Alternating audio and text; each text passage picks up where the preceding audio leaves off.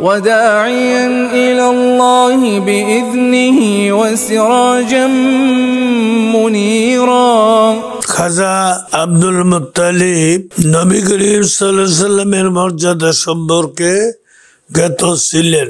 সিরাতে ইবনে Hisham প্রথম খণ্ড 178 নম্বর পৃষ্ঠায় আল্লামা জালালউদ্দিন সুয়ুতি রহমতুল্লাহ আলাইহি রচিত খাসাইসুল কুবরার প্রথম খণ্ড 146 নম্বর পৃষ্ঠায় 4031 নম্বর হাদিস হযরত আব্দুল্লাহ ইবনে মাবাদ রাদিয়াল্লাহু আনহু থেকে বর্ণিত, তিনি বলেন, ক্বালা ইউদিউ লিআবদিল মুত্তালিবি কুরাইশুন ফি জিল্লিল কাবাতি ওয়া কানা লা ইয়াজলিসু আলাইহি আহাদু মিন বানিহি ইজলালান লাহু ওয়া কানা রাসূলুল্লাহি সাল্লাল্লাহু আলাইহি ওয়াসাল্লাম হযরত আব্দুল মুত্তালিবের জন্য কাবা গৃহের ছায়ায় ফরশ বিছানো হতো। তিনি এর উপর বসতেন।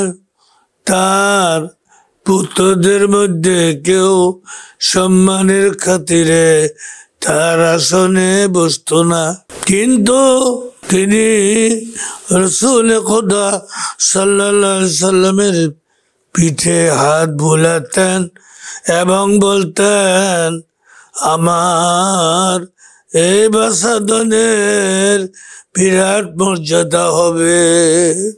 আব্দুল মুত্তালিবের যখন উফাত হয় তখন রাসূল খোদা সাল্লাল্লাহু আলাইহি সাল্লাম 8 বছরের ছিলেন। আব্দুল মুত্তালিব তার সম্পর্কে আবু তালেবকে ওসিয়ত করে যান।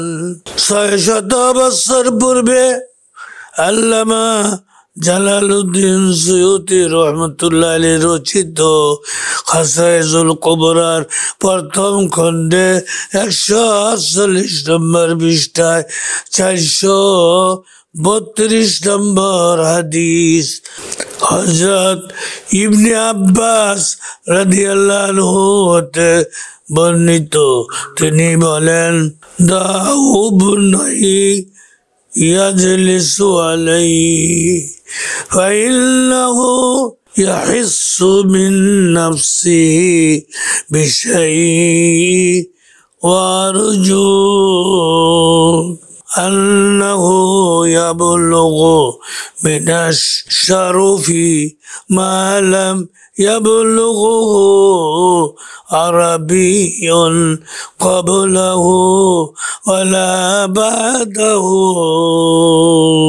হযরত আব্বাস রাদিয়াল্লাহু আনহু বর্ণিত, তিনি বলেন, আব্দুল মুত্তালিব বলতেন, আমার বাচ্চাকে এই ফরাসে বসতে দাও, সে তার গুরুত্ব সম্পর্কে সচেতন।